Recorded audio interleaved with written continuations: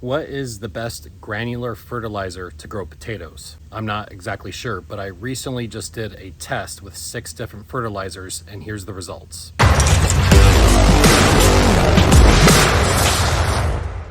Hey everyone, Dave with On Deck Gardening, where I show you how to grow your own food, just in case. So when it comes to growing anything, any of your own food for survival, there is nothing better to learn how to grow than potatoes. The reason why is calories. If something crazy happens and the food supply gets wiped out and the grocery stores are empty, lettuce ain't gonna do it for you. And tomatoes, eggplants, all of the other vegetables don't really have as much calories as you would need. So that's why learning how to grow potatoes is the way to go. I grow these every season, and at the end, the end of the season, I had 6 seed potatoes left, russet potatoes, and I wanted to do a test. Now for this little experiment, I kept it very controlled. I used soil that wasn't replenished with any amendments. It was last season's soil, so it was like depleted of nutrients. All 6 seed potatoes were around the same size, and I planted all of them in grow bags. Now I use grow bags because that's all I had available. When I grow them in my 5-gallon buckets, the production is a lot better, probably because it retains moisture better,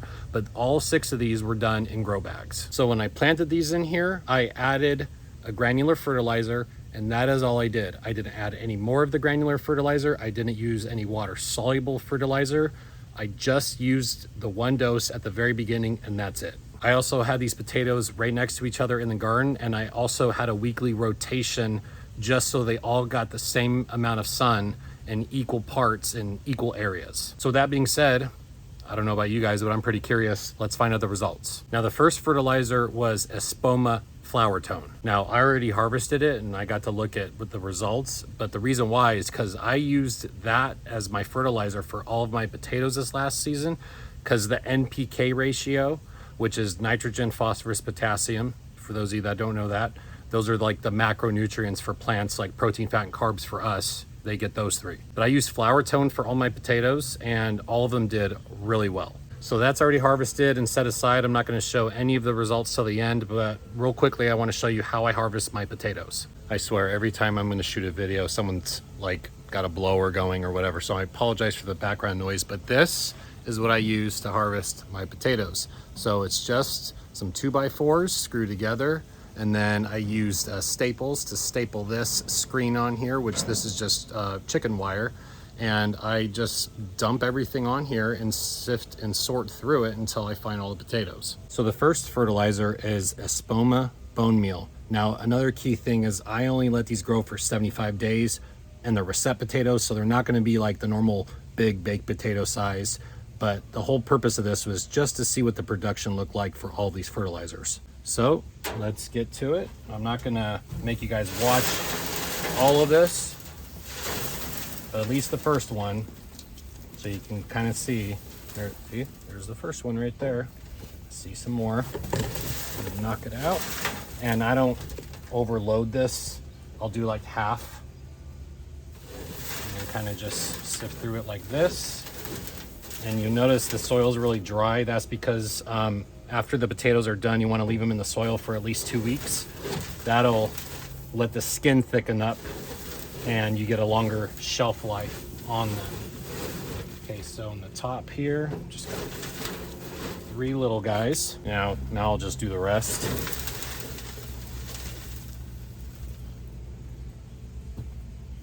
Start sifting through. There's a nice little cluster right there. A couple more. Another little cluster. Okay, so that's not too bad for only 75 days. They look healthy. A lot of them are like around the same size. So far bone meal looks pretty good. Okay, next up we have, this was Dr. Earth's organic fertilizer. Top half, so far so good. All right, let's get the rest out.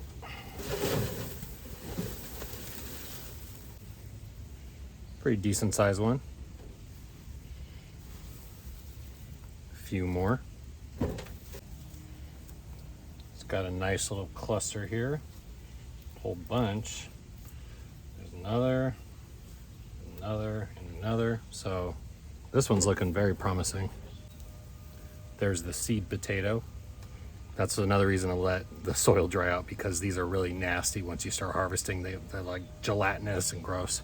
Okay, the Dr. Earth Organic. This looks very promising. These are a good size for 75 days. They all look really, really healthy as well. Okay, next up to bat, we have Espoma tomato tone. This looks really good. That's the seed potato. It's still a little wet, kind of gross, but there it is. Not looking too bad for tomato fertilizer. Doesn't feel like there's anything else in here. Yeah, maybe one. Okay, tomato tone. Not too bad. Doesn't look like high as production as some of the others so far, but this isn't bad. I'll take it. Okay, next up we have Espoma garden tone. Just a few in the top half.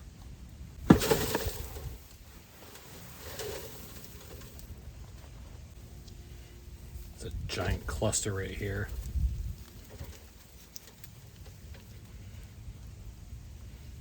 I think that one might be the seed potato. I'm not really sure. Yep, still sees how it's gelatinous looking. So this was the seed potato. Doesn't really feel like anything else is in here. Okay, garden tone. Not too bad. A lot of little teeny tiny ones, but a few slightly bigger ones. We'll take it. Okay, and then the final one is True Organics bone meal.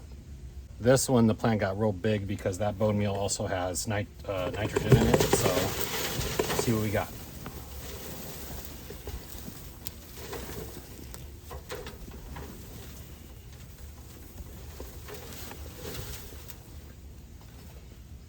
Nice. Oh, nice little cluster. Let's get the rest.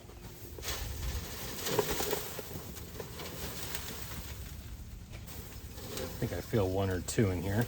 There's a couple.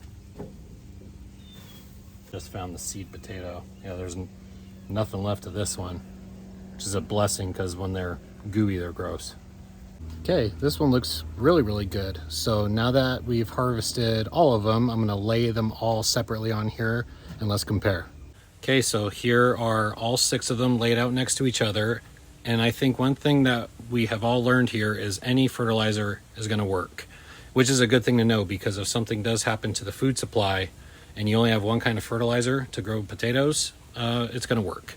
But I might be biased because I used flower tone for all my potatoes. They all did really well.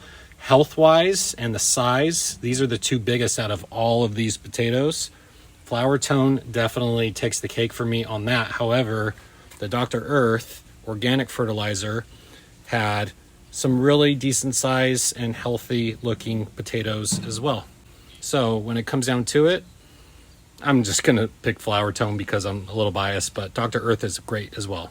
That's today's video, everyone. I think we all learned something here, that any fertilizer is gonna work for growing potatoes. And again, focus on growing potatoes because you need the calories. But the big winner for me, Espoma flower tone and also Dr. Earth organic fertilizer, were the 2 that definitely outshine the rest. If you're not subscribed, make sure you hit that subscribe button and make sure you hit the like button on this video and leave a comment for the algorithm. It really helps me out.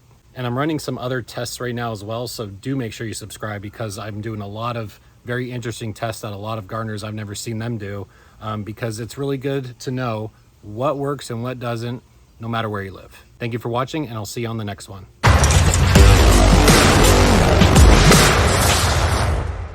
By the way, here's all these potatoes put together. You can see how many we got just out of those 6 seed potatoes. So learn how to grow potatoes.